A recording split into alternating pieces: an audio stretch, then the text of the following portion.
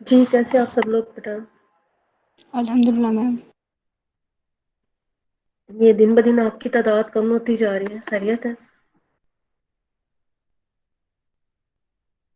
उकता गए हैं online system से कि पढ़ना ना पढ़ना एक बराबर हो गया?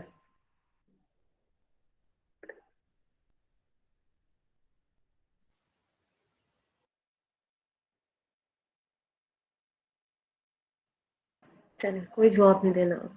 एनी हाउ, कुछ याद है लास्ट टाइम क्या पढ़ा था हमने?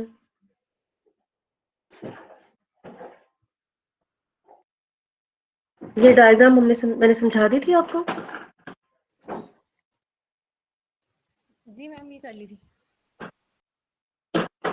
ओके, सो आज हम देखेंगे कि लीव सेनेसेंस को ही कंटिन्यू करेंगे और उसमें हम देखेंगे कि लीव सेनेसेंस की कितनी स्टेजेस हैं और फिर उनमें जेनेटिक लेवल पे, मेटाबॉलिक लेवल पे क्या क्या चेंजेस जो हैं वो आती हैं।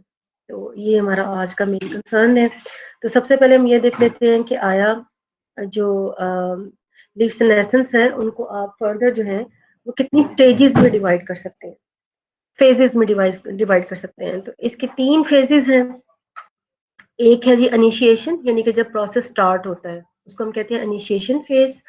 और इस प्रोसेस में ये मैंने हाईलाइट भी किया हुआ है कि मेनली क्या होता है कि decline in the photosynthesis and transition from being nitrogen sink to nitrogen source. पहले ये नाइट्रोजन सिंक होता है लीफ, यानी कि इसको नाइट्रोजन चाहिए होती है ताकि उसको सिमुलेट कर सके, डिफरेंट कंपाउंड्स में मॉलिक्यूल्स बना सके। लेकिन जब ये सेनेसेंस स्टार्ट कर देता है इनिशिएशन फेज में, सेनेसेंस होना शुरू हो जाती है, तो उस टाइम पे फिर लीफ जो है वो सिंक की बजाय सोर्स बन जाता है, यहाँ से नाइट्रोजन फिर जाना शुरू हो जाएगी। दूसरी स्टेज है डीजनरेटिव फेज। और डीजनरेटिव फेज में as the name indicated degeneration, यानी कि ऑटोलाइसिस होगी, बहुत सारे जो सेलुलर मैक्रोमोलेक्यूल्स हैं उनकी ऑटोलाइसिस जो है वो स्टार्ट हो जाएगी और ओवरऑल इसको डीजनरेटिव फेज कहेंगे। और इस फेज में actually solubilization of the minerals and organic nutrients जो हैं this will happen by the flowing. और जितने भी प्लांट के ग्रोइंग ऑर्गन्स हैं, जैसे कि उसकी बर्ड्स हैं या ग्रोइंग लीव्स हैं, यंग लीव्स हैं, स्टोरेज ऑर्गन्स हैं, रिप्रोडक्टिव स्ट्रक्चर्स हैं, उन तमाम में ये जो आप कहने की मोबिलाइजेशन जो है फ्लोएम के जरिए, उनमें ये मैक्रोमोलेक्यूल्स जो हैं ये वहां चले जाएंगे। और इसके अलावा डिजेनरेटिव फेज की इम्पोर्टेंट बात क्या है कि इस फेज में ही एप्सियन जो है वो स्टार्ट हो जाती है, होती नहीं है, मतलब कंप्लीट नहीं होती, लीफ फॉल नहीं होता, लेकिन जिस जगह से लीफ ने एप्साइज होना है, जिन सेल्स ने लीफ को एप्साइज करना है पेडिसल के, पेटियोल के, उन सेल्स में आप कह लें कि वो डिस्टिंक्ट हो जाते हैं और वो एक लेयर बना लेते हैं। एक लेयर जो है एप्सियन की वो मार्क्ड हो जाती है कि यहाँ से फर्दर जो है वो इन फ्यूचर जो है यहाँ से लीफ जो है वो एक्साइज होगा। लास्ट स्टेज जो है वो उसकी है टर्मिनल स्टेज या टर्मिनल फेज। और एज द नेम इंडिकेटेड कि यहाँ पे फिर फाइनली लीफ जो है अपने तमाम न्यूट्रिएंट्स भी दूसरे लीव्स को और यंग ग्रोइंग टिश्यूज को और स्टोरेज टिश्यू को दे चुका है। अब सीएन के लिए ऑलरेडी सेल्स मार्क हो चुके हैं। तो अब यहाँ पे क्या होगा कि इस स्टेज में फाइनली ऑटोलाइसिस जो है वो कंप्लीट हो चुकी होगी यहाँ तक आते हुए। और अब जो है लीफ फाइनली यहाँ से अपसाइज्ड हो जाएगा, अपने प्लांट से इंटैक्ट नहीं रहेगा और वहां से वो गिर जाएगा। इसी को जो एक्सप्लेन करने के लिए कि आया इनमें इनिशिएशन फेज में क्या क्या होता है और डिजेनरेटिव फेज में क्या क्या होता है एंड देन टर्मिनल फेज में क्या क्या होता है, इसको पिक्टोरियल इसकी एक रिप्रेजेंटेशन है जो कि अगले डायग्राम में मैं आपको दिखा रही हूँ। और इसके अलावा अभी हम ये जो इसके अंदर होने वाले इवेंट्स हैं इनकी भी स्टडी हम आगे एक डायग्राम में देखेंगे। तो overall you can represent a plant having all these 3 stages, initiation, degenerative and terminal phase. और इज शोइंग हियर, जहाँ पे आप इनिशिएशन में देख सकते हैं कि प्लांट जो है थोड़ा सा श्रिंक हो गया है और इसमें फोटोसिंथेसिस डिक्लाइन की तरफ जा रही है और अर्ली सिग्नलिंग के जो इवेंट्स हैं जो कि सेनेसेंस को कॉज कर सकते हैं वो स्टार्ट हो चुके हैं। डीजेनरेटिव में हाफ आपको येलो लीफ नजर आ रहा है। यहाँ पे जो है डिसमेंटलिंग जो है सेलुलर कंपोनेंट्स की, एज आई टोल्ड यू कि मेन जो ऑटोलाइसिस है सेलुलर ऑर्गेनिक मैक्रोमोलेक्यूल्स की वो यहाँ पे हो रही होती है, तो वो start हो चुकी है, लिहाजा आपको टिप से लीफ जो है वो येलो होना शुरू हो नजर आ रहा है। और दूसरी तरफ एक एरो ये भी शो कर रहा है कि यहाँ से न्यूट्रिएंट्स जो है आहिस्ता आहिस्ता वो फ्लोएम के जरिए अदर पार्ट्स जो हैं उनमें वो जा रहा है। इसके साथ ही जो सबसे नीचे वाला लीफ है उसमें शो हुआ हुआ है टर्मिनल फेज, और टर्मिनल फेज में बताया हुआ है कि फाइनली ये इस हालत में लीफ आ चुका है कि इसके अंदर से सारे न्यूट्रिएंट्स जो हैं वो जा चुके हैं और ऑब्सीजन के लिए ये बिल्कुल रेडी है, और इसके बाद बस टर्मिनल फेज में इसकी ऑब्सीजन जो है वो हो जानी है, क्योंकि जो कुछ इसमें से निकलना पॉसिबल था वो प्लांट इसमें से विड्रॉ कर चुका है। नाउ इवेंट वाइज ये तो था कि आपने उसको कैटेगराइज कर लिया लीफ सेनेसेंस को into three different phases. Now event wise आया, इनमें कौन कौन से इवेंट्स हो रहे हैं और उनमें से कौन सा पहले होता है इवेंट, कौन सा बाद में होता है। तो जितने भी सेलुलर आप कह लें कि डिग्रेडेशन हो रही होती हैं, या ऑर्गेनल्स की डिग्रेडेशन हो रही होती है, या ऑटोलाइसिस हो रही होती है, या कैटालिटिक एक्टिविटीज हो रही होती हैं, तो उनमें सबसे पहली चेंज जो आप लीफ सेनेसेंस में नोट कर सकते हैं वो है क्लोरोप्लास्ट में होती है। सबसे पहला जो आप कह लें कि इफेक्टी है, सबसे पहला जो ऑर्गेनल है जो कि लीफ सेनेसेंस से मुतासिर होना शुरू होगा वो क्लोरोप्लास्ट है। रीजन इसकी बहुत सारी हैं। एक तो पहले भी हमने डिस्कस किया है प्रीवियस लेक्चर में भी कि इसके अंदर सबसे ज्यादा प्रोटीन जो है वो क्लोरोप्लास्ट के अंदर ही पाई जाती है। रीजन उसकी बहुत सारी हैं, फोटोसिंथेसिस की वजह से, कैटाबोलिज्म, मेटाबॉलिज्म में मेनली जो एनाबॉलिज्म है उसकी रीजंस की वजह से भी, और मेनली फोटोसिंथेसिस की वजह से जो मेन प्रोटीनेशियस पार्ट है, आप कह लें कि 70% ऑफ द टोटल प्रोटीन जो है लीफ प्रोटीन वो क्लोरोप्लास्ट में होती है। तो यही रीजन है कि जब लीफ सेनेसेंस होनी है तो सबसे पहले जो स्टार्ट है लीफ सेनेसेंस का वो क्लोरो सेल में से सबसे पहले जो ऑर्गेनल मुतासिर होगा वो क्लोरोप्लास्ट होगा। क्लोरोप्लास्ट में भी कौन सी ऐसी दो चीजें हैं जो कि ज्यादा प्रोमिनेंटली डिग्रेडेशन की तरफ जो है वो आप कहें कि प्रोग्रेस करती हैं। उनमें आपके पास एक तो जो मेनली सबसे ज्यादा प्रोटीन पाई जाती है वो रुबिस्को है, तो उसकी डिग्रेडेशन स्टार्ट होगी, और ये आपको पता है कि ये स्ट्रोमा में पाई जाती है। दूसरी जो है सबसे ज्यादा अबंडेंटली प्रोटीन पाई जाने वाली जो है वो PS2 के साथ एसोसिएटेड प्रोटीन है, that is known as light harvesting complex 2, जो कि PS2 के साथ एसोसिएटेड होती है। ये और ये थैलाकॉइड मेम्ब्रेन में पाई जाती है। तो ये दोनों ही प्रोटीन्स जो हैं इनकी एट द स्टार्ट जो है वो क्लोरोप्लास्ट, सबसे पहले के सेल की अगर बात करें तो क्लोरोप्लास्ट में, और क्लोरोप्लास्ट की अगर इंटरनल सिचुएशन की बात करें तो इनमें इन दो प्रोटीन्स की जो डिग्रेडेशन है वो सबसे पहले जो है वो स्टार्ट होती है। ये मेनली यहाँ से काम जो है वो स्टार्ट होता है लीफ सेनेसेंस का। कैटाप्लिज्म और remobilization of these two protein sources, जिनमें रुबिस्को और मैंने LHCP2 कहा है, इन दोनों की वजह से होगा क्या कि इनसे निकलने वाली जो नाइट्रोजन है वो फिर अदर जो और अमाइनो एसिड्स हैं, नाइट्रोजन की दूसरी फॉर्म्स हैं, वो अदर जो ऑर्गन्स हैं प्लांट के उनको फिर ये दे दी जाएगी, क्योंकि मेनली प्रोटीन यहाँ पे है। तो प्रोटीन और मेन उनमें से मेनली प्रोटीन ये दोनों हैं, तो जाहिर है इनकी डिग्रेडेशन से ही बहुत सारी नाइट्रोजन जो है वो प्लांट को वापस मिल जाएगी। ये जो इवेंट है कि आया, जो 3 स्टेजेस हैं जो मैंने अभी आपको बताई हैं, initiation, degenerative and terminal phase, इन तीनों स्टेजेस में ये क्लोरोफिल की डिग्रेडेशन भी आपको नजर आएगी, और उसके साथ जो बाकी सेलुलर इवेंट्स हो रहे हैं वो किस तरीके से आप रिप्रेजेंट कर सकते हैं। आपको एक जो पिछले डायग्राम अभी मैं आपसे कह रही थी कि हमने पढ़ ली है कि नहीं, उसमें आपको वीक वाइज एक ट्री की जो है वो डायग्राम दिखाई थी कि कैसे उसके लीव्स जो है वो येलोइश हो रहे हैं और आहिस्ता आहिस्ता वो फॉल हो रहे हैं, और फिर एंड पे आपको बिल्कुल जो एक उर्दू में कहते हैं टुंड मुंड टाइप का जो ट्री आपको नजर आया था, यानी कि जिसमें बिल्कुल लीफ नहीं है। तो वो किस तरीके से बनता है और एक्चुअली उसके अंदर क्या क्या हो रहा होता है। तो इन इवेंट्स की एक पूरी आप कह लें कि एक सीक्वेंस है, एक पिक्टोरियल रिप्रेजेंटेशन है जो मैं अभी आपको दिखाती हूँ, जिनमें आप क्लोरोफिल की डिग्रेडेशन को भी नोटिस कीजिएगा, और उसके साथ साथ जो बाकी साइटोप्लाज्मिक कॉन्स्टिट्यूएंट्स हैं वो किस किस तरीके से और कौन कौन से वीक में लॉस्ट हो रहे हैं, और इनिशिएशन फेज खत्म होने तक कौन से लॉस्ट हो चुके होते हैं, फिर डिजेनरेटिव फेज तक कहाँ तक क्या क्या हो चुका होता है, और टर्मिनल फेज में कौन सी ऐसी चीजें हैं जो कंप्लीट हो चुकी होती है और कौन सी ऐसी चीजें हैं जो कि अभी भी जारी होती हैं। तो इसकी रिप्रेजेंटेशन है, और इसको हम देख लेते हैं कि क्या है। और एक इम्पॉर्टेंट चीज जो मैं इस पिक्टोरियल रिप्रेजेंटेशन को दिखाने से पहले आपको बता दूं कि क्लोरोफिल को जो है, जब क्लोरोप्लास्ट में क्लोरोफिल है जब उसको डिग्रेड किया जाता है तो एक्चुअली जो डिग्रेडेड मटेरियल है उसका that is very reactive in nature, और उसको भी फर्दर नॉर्मलाइज करना इज नेसेसरी, क्योंकि अगर उसको आप नॉर्मलाइज नहीं करेंगे तो वो ऐसे ही है जैसे आपने आग जला दी हो, ठीक है, और वो बाकी मेम्ब्रेन को डैमेज करना शुरू कर देता है, so it's very reactive in nature.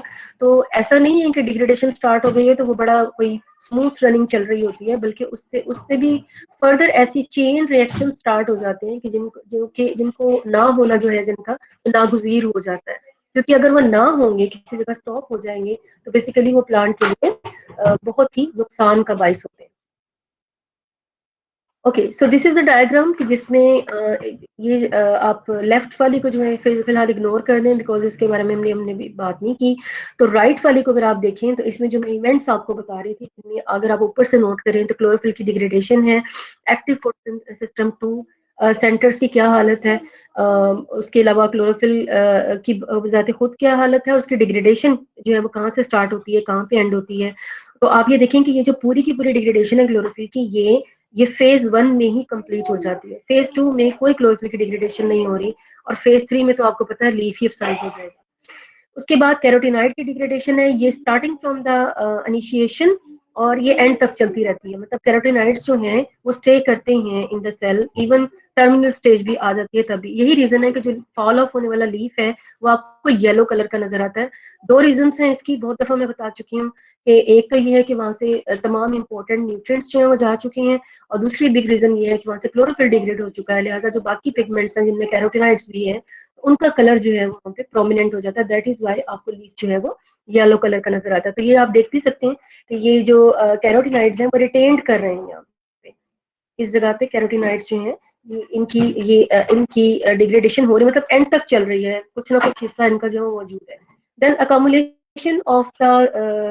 accumulation of the you can say as anthocyanin और accumulation of the carotenoid degrading products, यानी कि क्योंकि डिग्रेड हो रहे हैं, जाहिर है कि उसके डिग्रेडेशन से जो प्रोडक्ट्स आएंगे उनकी कम्युलेशन तो स्टार्ट होगी। इसके अलावा एक और चीज जो कि आपने सिम्टम्स पे भी पड़ी होगी, डेफिशिएंसी सिम्टम्स में पड़ी होगी, कि अगर कोई मिनरल की डेफिशिएंसी हो जाती है, जैसे कि नाइट्रोजन की भी है, उसमें भी ये चीज शामिल है।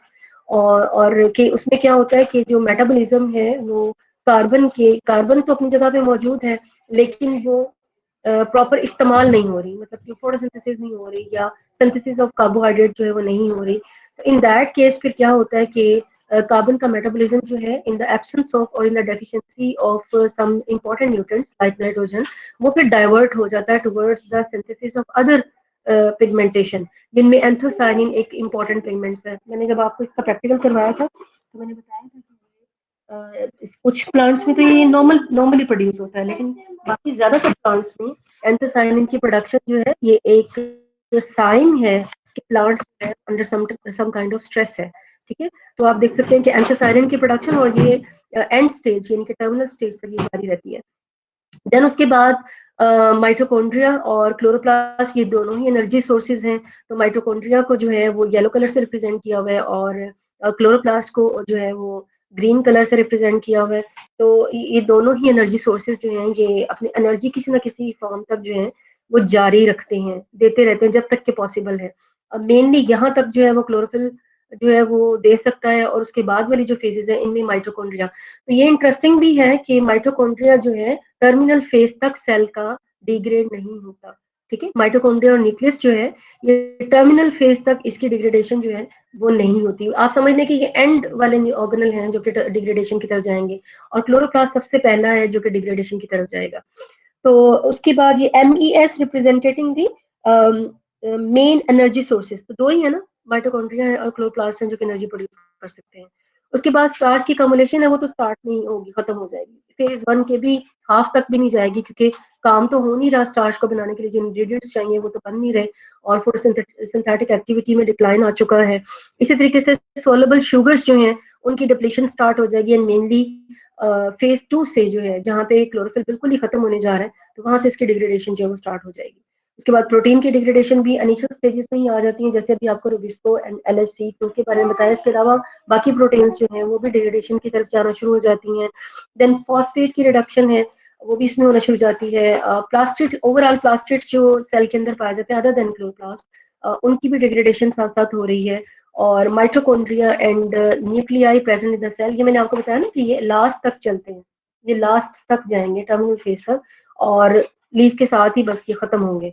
और लॉस ऑफ साइटोप्लाज्म, क्योंकि बहुत सारी चीजें डिग्रेड हो रही हैं तो आहिस्ता आहिस्ता फिर साइटोप्लाज्म की श्रिंकेज जो है वो स्टार्ट हो जाती है, and that is starting from the almost from the halfway of phase 1, and this will continue till the terminal phase of the leaf senescence.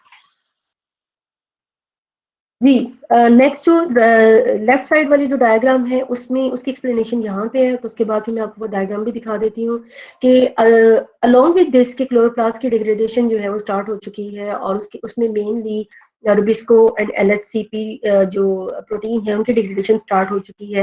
लेकिन इसी कैटाबोलिज्म के प्रोसेस के दौरान जो क्लोरोप्लास्ट हैं वो फिर क्लोरोप्लास्ट नहीं रहते, क्योंकि उनके उनके अंदर बहुत सारी इंपॉर्टेंट प्रोटीन्स जो हैं वो डिग्रेड होना शुरू हो चुकी हैं, फोटोसिंथेसिस की एक्टिविटी का डिक्लाइन आ चुका है, फोटोसिस्टम 2 की एफिशिएंसी में काफी कमी आ चुकी होगी, एंड सो मेनी प्रोसेसेस जो कि आपने पीछे देखे हैं सेल के अंदर। तो क्लोरोप्लास्ट की, क्योंकि मेन फोकस हमारा यहाँ पे क्लोरोप्लास्ट है, तो क्लोरोप्लास्ट का ये होता है कि वो क्लोरोप्लास्ट अब क्लोरोप्लास्ट नहीं रहेगा, अब आप उसको जिरोंटोप्लास्ट जो है उसका नाम देंगे। जिरोंटोप्लास्ट क्या है? ये क्लोरोप्लास्ट की तरह के ही होते हैं, डबल मेम्ब्रेनस ही है। अल्ट्रा स्ट्रक्चर जो है जिरोंटोप्लास्ट का, इसको अगर आप देखें तो ये प्रोग्रेसिव मैम वो बच्चों को लैटिन कर दें। सैफ, मैंने लास्ट टाइम रिक्वेस्ट की थी कि फर्स्ट 15 मिनट्स में बच्चे आ जाएं, उसके बाद मुझे डिस्टर्ब ना करें। तो मत किया करें ऐसे बच्चों की सिफारिशें। जिसने क्लास में आना है फर्स्ट 15 मिनट्स में आ जाए, नहीं तो ना आए, बड़ी मेहरबानी उसकी।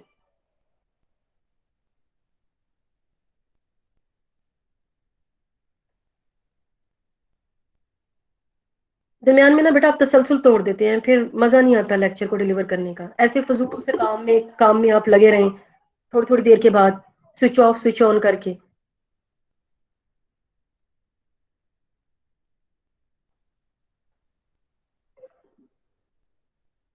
Okay, so we were talking about the gerontoplast, और जिरोंटोप्लास्ट की मैं आपको बात बता रही थी कि ये क्लोरोप्लास्ट से ही बने हुए हैं, और क्लोरोप्लास्ट की ही आप कहने के ट्रांसफॉर्म्ड फॉर्म है। आफ्टर दिस की उसके अंदर काफी सारी डिग्रेडेटिव प्रोसेसेस जो है वो स्टार्ट हो चुकी हैं, जिनमें यहाँ पे इसकी डेफिनेशन भी मैंने हाईलाइट भी किया हुआ है कि इन प्रोग्रेसिव चेंजेस जो कि क्लोरोप्लास्ट को जिरोंटोप्लास्ट बनाते हैं, उनमें unstacking of the grana, loss of the thylakoid membrane, massive accumulation of the plastoglobuli composed of lipids, lipids के बने हुए प्लास्टोग्लोबुलाई का कम्युलेशन, थैलाकॉइड की मेम्ब्रेन की डिग्रेडेशन, और उसका लॉस हो जाना, और अनस्टैकिंग ऑफ द ग्रेना। जाहिर है कि थैलाकॉइड मेम्ब्रेन ही नहीं है तो स्टैकिंग कहाँ से रहेगी, ठीक है। तो this all these you can say processes will convert the chloroplast into gerontoplast। अच्छा, फर्दर इनमें क्या इसके नतीजे में इस डिसमेंटलिंग से क्या होता है कि डिसमेंटलिंग जो है ग्रेना की, this is also accompanied by the decline of the primary photochemical reactions photosystem 2, जिसको हम कह सकते हैं, and in the efficiency of the Calvin Benson cycle as well, क्योंकि फोटोसिस्टम चल रहे थे तो एनर्जी प्रोड्यूस हो रही थी, तो कार्बोहाइड्रेट को बनाने में वो इस्तेमाल हो रही थी। कैल्विन बेंसन साइकिल भी डेफिनेटली जो है वो मुतासिर होगा उनसे। और उसके अलावा जो है अनलाइक द क्रोमोप्लास्ट, जिरोंटोप्लास्ट जो है इनकी ये खूबी ये है कि ये अपनी रिवर्सिबिलिटी, या आप यूँ समझ लें कि अगर अगर एक खास हद तक जो है ये वापस क्लोरोप्लास्ट में रिवर्ट होने की सलाहियत रखते हैं। मतलब क्लोरो से जिनेंटोप्लास्ट बनने के बावजूद ये वापस जा सकते हैं इनटू द क्लोरोप्लास्ट, लेकिन एक खास हद तक, उसको हम कहेंगे थ्रेश होल्ड, आप कहने के फेस, जहां तक कि ये वापस जो है रिवर्सिबल हो सकता है। लेकिन उस थ्रेश होल्ड के बाद जैसा कि टर्मिनल स्टेज में अगर आ गया तो वो थ्रेशोल्ड से फिर आगे की बात हो जाएगी, एंड देन फिर जिरोंटोप्लास्ट जो है फर्दर उसकी रिवर्सिबिलिटी जो है वो लॉस्ट हो जाएगी, और अब वो इस काबिल नहीं रहेगा कि वो फर्दर वापस जो है वो क्लोरोप्लास्ट में, क्योंकि उस टाइम तक बहुत सारी चीजें जो हैं वो डिग्रेड हो चुकी होंगी। तो अल्टीमेटली फिर इन तमाम चीजों से क्या होगा कि जिरोंटोप्लास्ट भी अपनी जो एबिलिटी है वो खो चुका है, और इरिवर्सिबिलिटी जो है वो खो चुका है, और फर्दर जो है फिर इससे जो सेल की और अल्टीमेटली लीव की जो है वो डेथ होने जा रही है। In contrast to the chloroplast, जो न्यूक्लियस एंड माइटोकॉन्ड्रिया पहले मैं आपको बता चुकी हूँ कि ये रिटेन्ड रहते हैं और ये इंटैक्ट रहते हैं, और ये टर्मिनल फेज तक जो है आप इसको देखते हैं कि ये लीफ स्टेजेस की आखिरी जो स्टेज है वहां तक ये आप उनको देखेंगे कि ये अपना काम जो है वो जारी रखते हैं किसी ना किसी हद तक, और इनकी डिग्रेडेशन नहीं होती। And however, not all the chloroplast seems senescent at the same time। ऐसा भी नहीं है कि एक लीफ में अगर 100 क्लोरोप्लास्ट है तो सब के सब एक ही टाइम पे सारे के सारे जो है वो डिग्रेड हो रहे हैं। तो आहिस्ता उनमें भी फिर फर्दर जो है वो आप डिस्क्रिमिनेशन कर सकते हैं कि कौन सा रीजन जो है लीफ का उसके क्लोरोप्लास्ट पहले डिग्रेड करेंगे और कौन सा रीजन ऐसा है जिनमें क्लोरोप्लास्ट जो है वो बाद में डिग्रेड करेंगे। जैसा कि जो क्लोरोप्लास्ट एपिडर्मल सेल्स के आप कह लेंगे जो एपिडर्मल सेल्स में वैसे क्लोरोप्लास्ट होते हैं, जी कौन बताएगा? एपिडर्मल सेल्स में क्लोरोप्लास्ट होते हैं? जी सर, एपिडर्मल सेल्स में क्लोरोप्लास्ट होते हैं? जी मैम होते हैं। कहाँ पे होते हैं?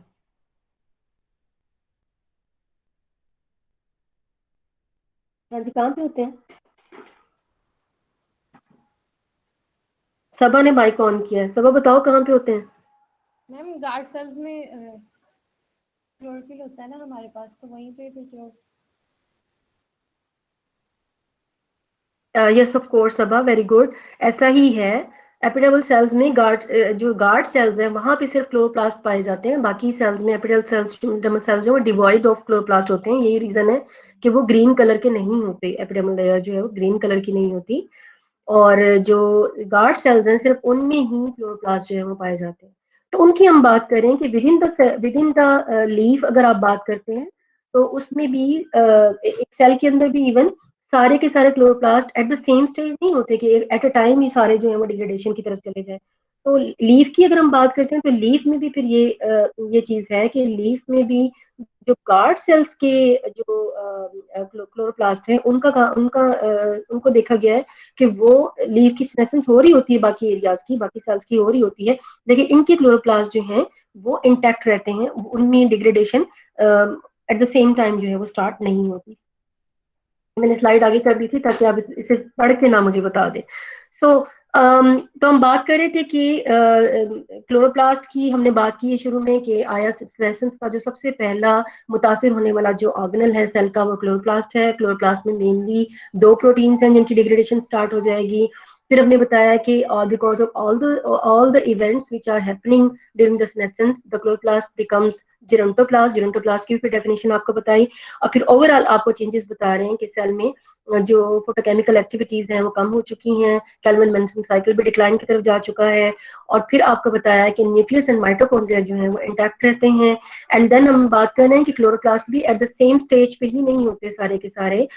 और इवन अगर आप लीफ की बात करते हैं तो उनमें से भी कुछ जो है वो ये जैसा कि गार्ड सेल्स के क्लोरोप्लास्ट है, ये एंड तक आप देखते हैं कि ये डिग्रेडेशन की तरफ जो है वो नहीं होता, या यूं समझ लें कि ये लास्ट होंगे जो कि डिग्रेड होंगे लीफ में।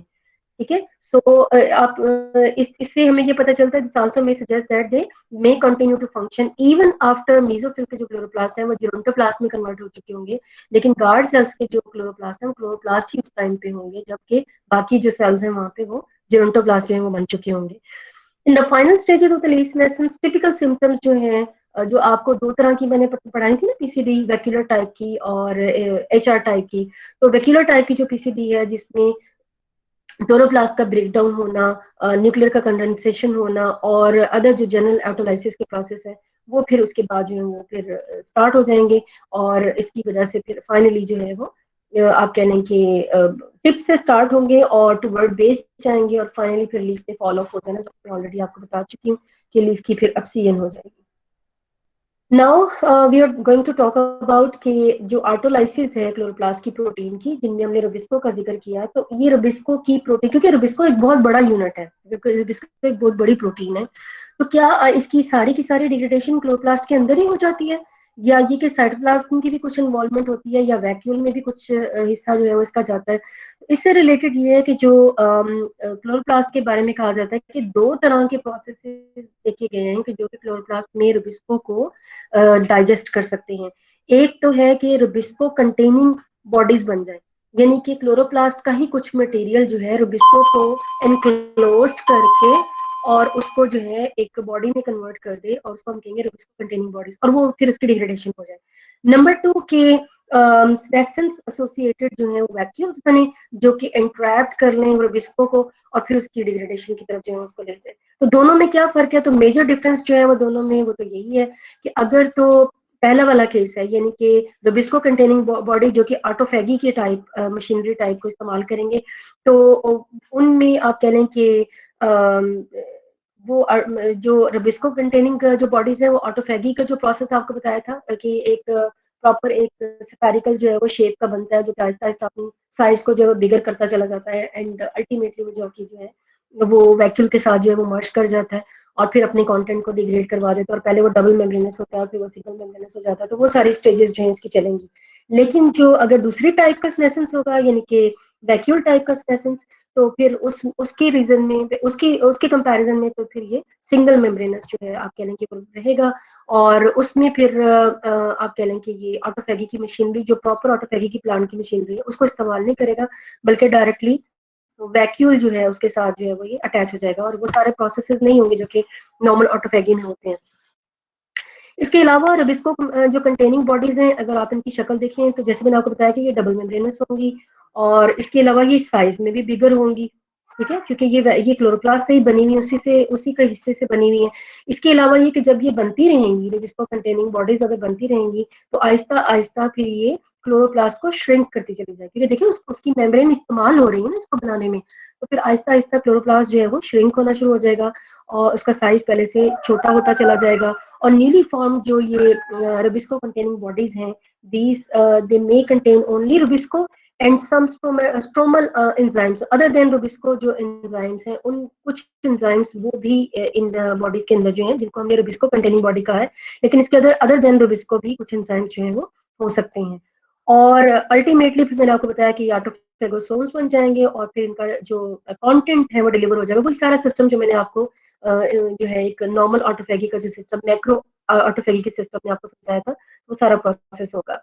इन कंट्रास्ट जो सेनेसेंस एसोसिएटेड वैक्यूल्स हैं, जैसे मैंने आपको पहले ही बता दिया, तो सिंगल मेम्ब्रेनस होगा, दूसरा ये साइज में भी छोटा होगा, और तीसरा जो है इनके अंदर आप कह लें कि प्रोटीएस रिच और एसिडिक ये वैक्यूल्स होंगे, और इसके अंदर प्रोटीएस यानी कि प्रोटीन को डिग्रेड करने वाले एंजाइम्स इनके अंदर मौजूद होंगे, और इनका जो आप कह लें कि ये नंबर जो है, यानी कि number of the vacuoles which are associated with the degradation of rubisco, इनका नंबर आहिस्ता आहिस्ता स्नेसिंग लीव्स में बढ़ता जाएगा, यानी कि जैसे जैसे leaf older stages of senescence की तरफ जाएगा, वैसे वैसे जो आप कह लें कि इनके अंदर number of the vacuoles which are containing rubisco for the degradation वो बढ़ते चले जाएंगे।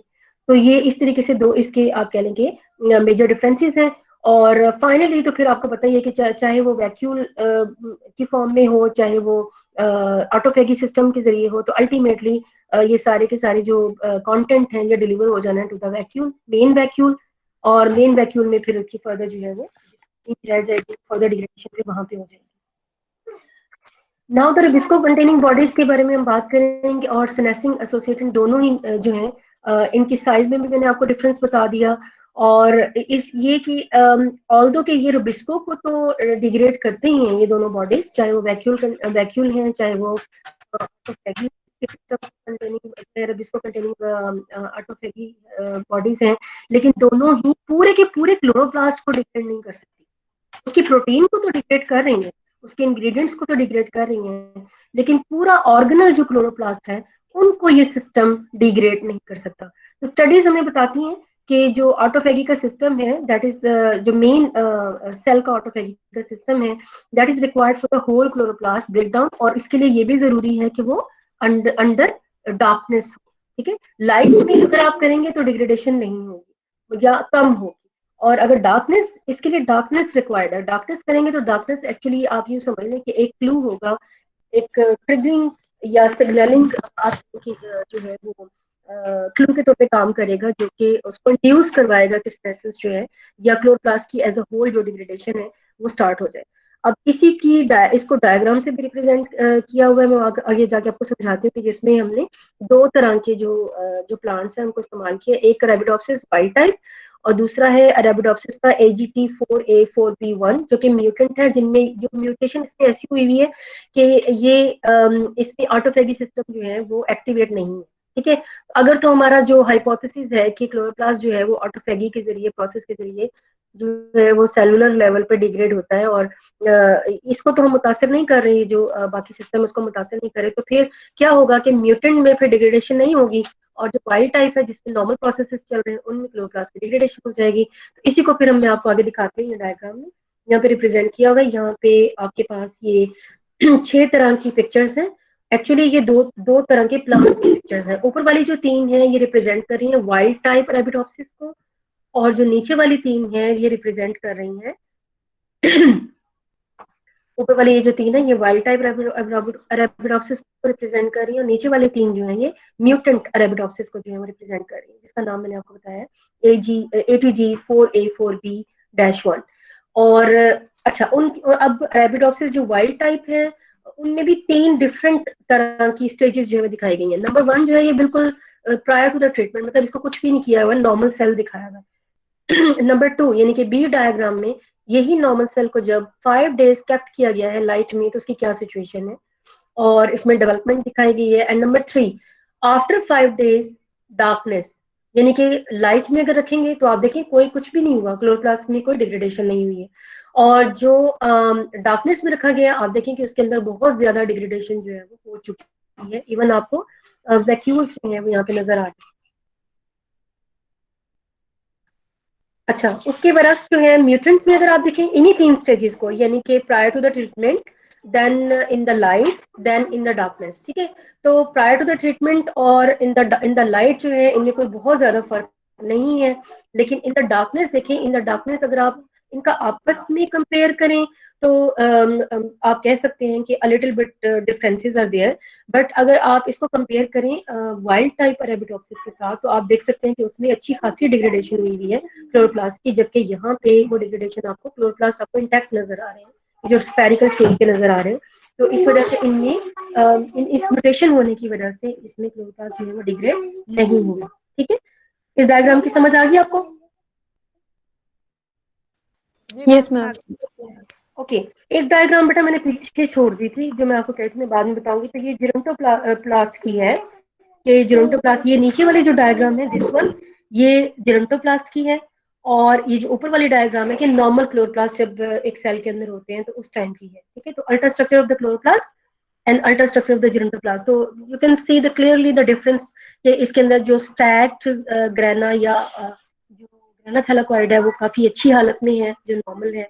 और यहाँ पे आप देखिए कि कितनी डिसमेंटलिंग जो है वो हुई है थैलाकॉइड की। तो ये जिरोंटोप्लास्ट को जो है रिप्रेजेंट कर रहे हैं। नीचे वाली डायग्राम जिरोंटोप्लास्ट की, और ऊपर वाली जो है वो क्लोरोप्लास्ट की, जो थैलाकॉइड की स्टैकिंग है उनको रिप्रेजेंट कर रहे हैं।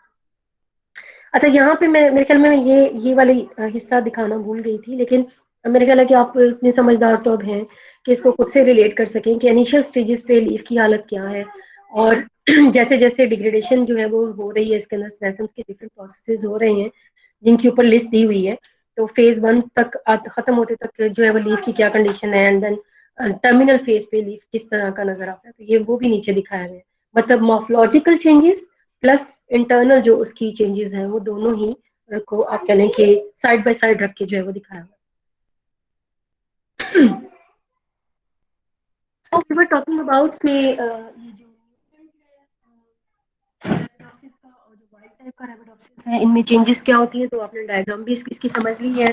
यहाँ पे ये मेंशन करना जरूरी है कि क्लोरोप्लास्ट के अंदर ऑलरेडी ये नोटिस किया है कि एटीपी डिपेंडेंट बहुत सारे प्रोटीएजेस जो हैं, जिनमें सीएलपी कैसिनोलाइटिक प्रोटीएज और एफटीएसएच यानी फिलामेंटेशन टेम्परेचर सेंसिटिव, यानी कि 2 कैटेगरीज हैं जीन फैमिलीज की, जो कि ऐसी प्रोडक्ट बनाती हैं, ऐसी प्रोटीन बनाती हैं जो कि प्रोटीएज, एटीपी डिपेंडेंट प्रोटीएज जो है वो प्रोटीन कहलाती हैं। ये 2 जीन फैमिलीज के जो प्रोडक्ट है, तो ये इनमें देखा गया है कि क्लोरोप्लास्ट में ये ऑलरेडी ये पाई जाती हैं, लेकिन ये क्लोरोप्लास्ट की डेवलपमेंट के लिए ये प्रोटीन जो है ये जरूरी है।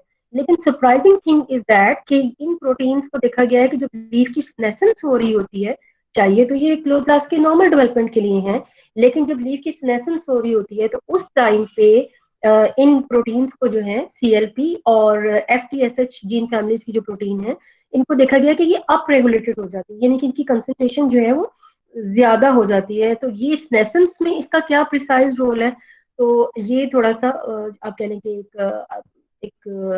थोड़ी डिफरेंट बात थी, जो कि समझ में नहीं आई थी कि एक डेवलप करने वाली चीज का डिग्रेड करने से जो है वो क्या ताल्लुक हो सकता है। सो आइसोलेटेड प्रोटीन्स को देखा, आइसोलेटेड क्लोरोप्लास्ट को स्टडी किया गया है, ये नहीं कि उस पर इंटैक्ट नहीं रखा गया बाकी ऑर्गेनल्स के साथ, तो उसको देखा गया है कि they can partially but do not completely degrade Rubisco in vitro. तो रुबिस्को की डिग्रेडेशन के लिए भी ना सिर्फ क्लोरोप्लास्ट बल्कि उसके साथ साथ साइटोप्लाज्म और उसके उसके अंदर मौजूद प्रोटीन्स जो हैं या बाकी ऑर्गेनल्स की जो प्रोटीन्स हैं वो भी उसमें पार्टिसिपेट कर सकती हैं। अकेला क्लोरोप्लास्ट की जो प्रोटीएजेज हैं या प्रोटीन्स हैं वो अकेला इनफ नहीं है, सोलरली इनफ नहीं है कि वो पूरे के पूरे रुबिस्को को डिग्रेड कर सके। ये आगे मैं आपको दिखाती हूँ इसका पूरा प्रोसेस के कैसे जो है जब क्लोरोफिल जो है वो डिग्रेड होता है तो वो किस तरीके से डिफरेंट, एक तो ये कंपार्टमेंटेशन जो है उसकी कैसे होती है, कहाँ कहाँ किस हालत में किस जगह पे वो मूव करता है और फिर फर्दर उसकी डिग्रेडेशन जो है कहाँ कैसे होती है। So another important types of the genes, एक तो मैंने ये आपको प्रोटीन बताई हैं दो जो कि इम्पोर्टेंट हैं, प्रोटीज प्रोटीन जो कि अपरेगुलेट हो जाती हैं सेनेसेंस में। इसके अलावा इंटरेस्टिंगली LSCP टू के लिए, या आप ये समझ लें कि LSCP2 जो प्रोटीन्स हैं उनको डिग्रेड करने के लिए, उनकी रिसाइकलिंग के लिए और क्लोरोफिल की कैटाबोलिज्म के लिए, क्लोरोफिल मालिक्यूल की कैटाबोलिज्म के लिए जो है ये देखा गया है कि SGR स्टे ग्रीन प्रोटीन्स जो हैं उनकी इन्वॉल्वमेंट जो है वो देखी गई है।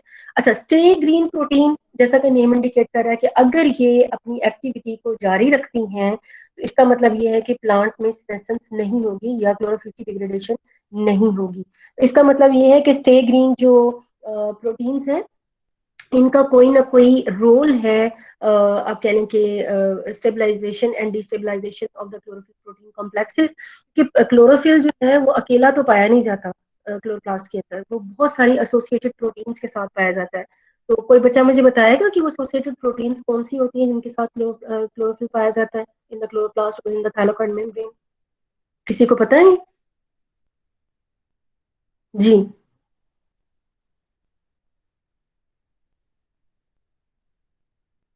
हाँ जी।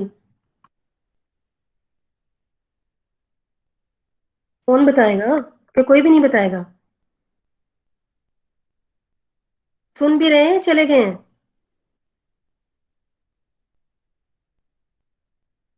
मैम सुन रहे हैं। अच्छा, आंसर नहीं आता?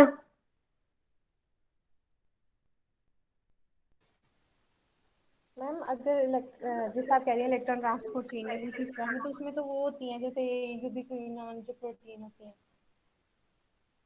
नहीं, यूबिक्विन। मैं उसकी बात नहीं कर रही। मैं फोटो सिस्टम्स की बात नहीं कर रही जो आप इलेक्ट्रॉन सिस्टम मुझे ट्रांसपोर्ट चेन बता रही हैं। मैं तो अकेले क्लोरोफिल की बात कर रही हूँ कि क्लोरोफिल के साथ एसोसिएटेड प्रोटीन्स होती हैं। कुछ सुना उनके बारे में कभी?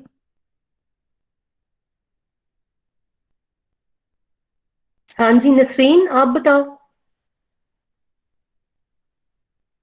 कौन मैम कौन नजर मैंने आ रहा है मुझे? हाँ नसरीन।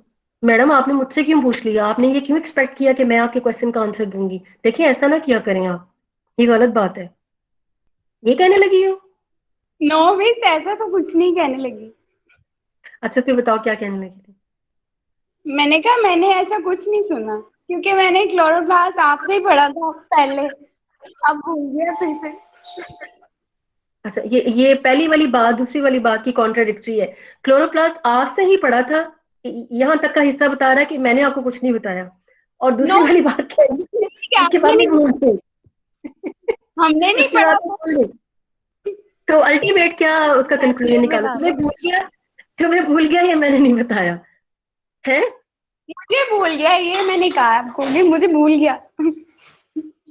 ओके बेटा, क्लोरोफिल जो है ये अकेला कभी भी नहीं, मतलब पिगमेंट्स जो है ना, जिनमें ज्यादा इंपॉर्टेंस जो है हमारे इसी पिगमेंट की है, क्लोरोफिल की है। अगर हम हायर प्लांट्स की बात करते हैं, रिएक्शन सेंटर का हिस्सा जो है वो भी पिगमेंट जो क्लोरोफिल ही है, ए ही है जो कि रिएक्शन सेंटर का हिस्सा होता है। तो इवन अगर आप रिएक्शन सेंटर को ही देख लें तो उसके साथ आपको D1 प्रोटीन का नाम नहीं बताया जब मैंने आपको बताया था कि फोटो इनहिबिशन होती है, तो उस टाइम पे D1 सबसे ज्यादा मुतासिर होता है। फिर उसके मैंने आपको वो प्रोसेसेस भी बताए थे कि कैसे वो अपने आप को बचाता है। जब हमने ये प्लांट फिजियोलॉजी 1 पढ़ी थी उसमें हमने फोटोसिंथेसिस पढ़ा था, तो D1 का तो बहुत दफा जिक्र आया उसमें। ठीक है, जब वो अपने आप को जो है वो क्लोरोफिल इस बाइंडिंग तरीके से, प्रोटीन। क्लोरोफिल बाइंडिंग प्रोटीन्स भी उनमें आ जाती हैं, ठीक है, उनमें उनमें वो आती हैं। D1 उसके साथ ही तो एसोसिएटेड होता है रिएक्शन सेंटर के साथ, और रिएक्शन सेंटर में कौन है? क्लोरोफिल ही तो है। इसके अलावा शायद आपने नाम सुना हो क्लोरोफिल बाइंडिंग प्रोटीन्स, जिनमें सीपी प्रोटीन्स, जिनको हम कहते हैं overall CP protein, chlorophyll binding proteins, या क्लोरोफिल प्रोटीन इन एब्रिविएशन में आप उनको कह सकते हैं। 47, 43 इनके नाम में भी आपने सुने हो। तो ये सारे इसके साथ एसोसिएटेड प्रोटीन्स ही तो हैं जो कि पिगमेंट्स के साथ होती हैं। इसके अलावा ये जो अभी आपको मैं ये नाम ले रही हूँ, LHC, light harvesting complex 2, light harvesting complex 1, तो लाइट हार्वेस्टिंग कॉम्प्लेक्सेस जो हैं ये बजाते खुद भी जो कॉम्प्लेक्स है, that is also consisting of many pigments, जिनमें आपके पास कैरोटिनॉइड्स हैं, ज़ैंथोफिल हैं, आपके पास जो है वो क्लोरोफिल बी है, क्लोरोफिल ए इटसेल्फ है, ये एज एंटीना काम करता है, और ये लाइट को हार्वेस्ट करता है और इसको डिलीवर करता है टू द रिएक्शन सेंटर, और ये बजाते खुद भी बहुत सारे प्रोटीन के साथ एसोसिएटेड होता है। लिहाजा इसकी एसोसिएटेड प्रोटीन को हम कहते हैं लाइट हार्वेस्टिंग कॉम्प्लेक्स प्रोटीन। जिनमें 2 के साथ होंगी तो 2 कह देंगे, 1 के साथ होगी तो 1 कहेंगे, ठीक है। तो पिगमेंट कहने का मकसद ये है ओवरऑल कि पिगमेंट अकेला नहीं पाया जाता, अकेला हो सकता है, ऐसा नहीं कि बिल्कुल ही नहीं होता, लेकिन ज्यादातर पिगमेंट जो है वो एसोसिएटेड फॉर्म में होता है प्रोटीन्स के साथ, ठीक है। क्योंकि अगर एसोसिएटेड नहीं होगा तो उसके डिग्रेड होने के, या आप कह लें कि विड्रॉ होने के, या आप इन अदर वर्ड्स आप समझ लें कि वो सेफ नहीं है। जैसे ही हमको अगर ज्यादा लाइट इंटेंसिटी मिल गई तो अब वो फोटो एक्टिवेशन की तरफ चले जाएंगे, या उनकी डिग्रेडेशन जो है वो स्टार्ट हो जाएगी, ठीक है। तो इस वजह से अल्लाह ताला ने जो क्लोरोफिल है या इंपॉर्टेंट अदर जो पिगमेंट्स हैं उनको प्रोटीन के साथ बाउंड फॉर्म में रखा है, ठीक है। तो अगर हम चाहते हैं कि जैसे हम क्लोरोप्लास्ट की डिग्रेडेशन को पढ़ रहे हैं ना, लीव्स एंड एसेंस में हम देख रहे हैं कि क्लोरोप्लास्ट की डिग्रेडेशन, और मैंने आपको बताया कि उसके अंदर रुबिस्को की डिग्रेडेशन हो रही है, और फिर हमने अब LHC2 को जो है उसका भी नाम लिया, और इसमें मैं आपको बताने जा रही हूँ कि इसके अंदर स्टे ग्रीन जो जीन्स हैं वो इसके अंदर इन्वॉल्व होते हैं डिस्मेंटलिंग में, और उनके म्यूटेंट्स में देखा गया है कि वो ग्रीन ही रहते हैं, मतलब उनकी एब्सेंस में वो ग्रीन ही रहते हैं। तो वो किस तरीके से इन्वॉल्व हैं, तो उनमें भी हम ये भी बात कर रहे हैं कि ये एक्चुअली क्या करते हैं कि ये इन इन ये जो जीन्स हैं ये अपना काम कैसे करते हैं कि ये इन प्रोटीन्स को जो कि एसोसिएटेड होती हैं विद द जो आप कह लें कि पिगमेंट्स, उनके उनसे इनको अलहदा कर देते हैं, ठीक है। मतलब कि आप अपने घर में सेफ हैं, ठीक है, आप अपनी फैमिली के साथ हैं, अपने मेंबर्स के साथ हैं, आपका एक घर है प्रॉपर, ठीक है, तो उसमें आप सेफ हैं, और ये कि कोई आपको वहां से सेपरेट कर दे तो फिर आप क्या हैं, जैसे 1 1 और 2 11, तो वो वाला हिसाब है। तो उसको फिर ये अलहदा कर देते हैं, जब अलहदा कर देते हैं तो उसके बाद इनकी एपोप्रोटीन हम कहते हैं विदाउट जो जो पिगमेंट की जो प्रोटीन होगी, यानी कि उसकी एसोसिएटेड प्रोटीन जो किसी के पिगमेंट के साथ एसोसिएटेड है, लेकिन वो पिगमेंट के बगैर वो एपोप्रोटीन कहलाएगी, ठीक है, और पिगमेंट के साथ वो हॉलोप्रोटीन कहलाएगी। तो एपोप्रोटीन को ये अलहदा कर देंगे और फिर उसको फिर रिसाइकलिंग की तरफ ले जाएंगे। ये मैं अभी आपको एक डायग्राम दिखाती हूँ, उसमें आपको इसका ज्यादा अच्छा पता चलेगा। तो यहाँ पे हम बात करें कि जो LHCP यानी कि लाइट हार्वेस्टिंग कॉम्प्लेक्स प्रोटीन 2 जो है, ये प्रोटीन इनकी रिसाइकलिंग, और क्लोरोफिल बजाते खुद क्लोरोफिल जो पिगमेंट है इसकी कैटाबोलिज्म के लिए स्टे ग्रीन जो आप कह लें कि जीन फैमिली है जिसकी जो प्रोटीन है वो स्टे ग्रीन प्रोटीन, जिसको SGR प्रोटीन से हम जाहिर करेंगे, ये इंपॉर्टेंट है। और इनको कहाँ पे देखा गया है कि इनको बहुत सारी ऐसी स्टडीज हैं जिनमें म्यूटेंट्स इस्तेमाल किए गए हैं SGR के, उनमें देखा गया है कि उनमें सेनेसेंस जो है वो कैटाबोलाइज सेनेसेंस जो है ड्यूरिंग सेनेसेंस उनमें कैटाबोलिज्म नहीं हो सकी क्लोरोफिल की। इसका मतलब क्या हुआ, इसका मतलब ये हुआ कि अगर SGR प्रोटीन मौजूद होती हैं तो वो क्लोरोफिल को डिग्रेड करवाती है, अगर SGR प्रोटीन ना हो तो वो क्लोरोफिल को डिग्रेड नहीं करवाती। एक और इंपॉर्टेंट चीज जो कि इससे लिंक करती है वो है ग्रेगर मेंडल की का एक्सपेरिमेंट, जिसमें उसने green cotyledons of the P को देखा था। तो एक्चुअली वो कहा जाता है कि एक्चुअली वो ग्रीन कोटिलेडन्स जो थे जो कि आफ्टर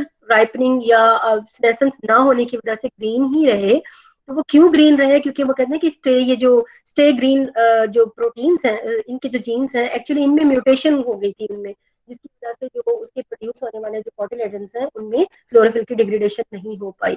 अगर वो रहते, उनकी म्यूटेशन ना हुई होती तो उनमें डिग्रेडेशन हो जानी थी। सो इन्हीं को फिर हम मेरे ख्याल आपको डायग्राम से ही बता देती हूँ कि किस तरीके से ये फिर क्लोरोफिल को जो है उसको डिग्रेड करवाते हैं, उनमें कैसे कैसे प्रोसेसेस जो है वो इन्वॉल्व होती हैं। तो सबसे पहले जैसे मैंने आपको बताया कि यही होगा कि क्लोरोफिल को उसकी एसोसिएटेड प्रोटीन से जो है वो सेपरेट करना होगा, ठीक है, एसोसिएटेड प्रोटीन से सेपरेट करना होगा। जिनमें उसकी ये जो सबसे पहला प्रोसेस है, ये देखिए यहाँ पे, यहाँ से हम स्टार्ट कर रहे हैं।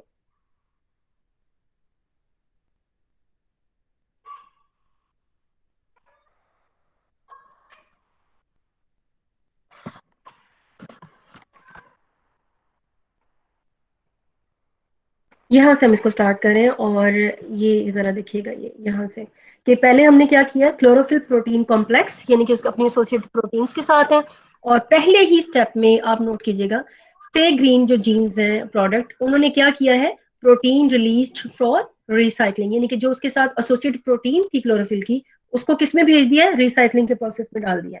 नाउ अब क्लोरोफिल अकेला रह गया, now it's easy to be degraded. और इसके लिए क्या होगा, सबसे पहला प्रोसेस क्या होगा कि जो इसकी, आप समझ लें कि जो क्लोरोफिल बी रिडक्टेज एंजाइम है, वो क्लोरोफिल बी को क्लोरोफिल ए में कन्वर्ट कर देगा।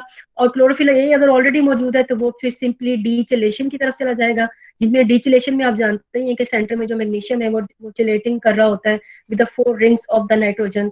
और इसमें फिर मैग्नीशियम अगर निकल गया तो बाकी क्या बच गया, बाकी बच गया फियोफाइटिन। पता है ना आपको, मैग्नीशियम के बगैर chlorophyll a is known as pheophytin, तो ये फियोफाइटिन रह जाएगा। तो फियोफाइटिन ए में कन्वर्ट होने के बाद अब इसका कलर भी थोड़ा चेंज हो गया है। Now the next step is the removal of the phytol tail, chain इसमें से निकल जाएगी, और वो फियोफाइटिनेज एंजाइम की मौजूदगी में ये चेन जो है, ये जो टेल है वो रिमूव हो जाएगी, लिविंग बिहाइंड द फियोफॉर्बाइड ए।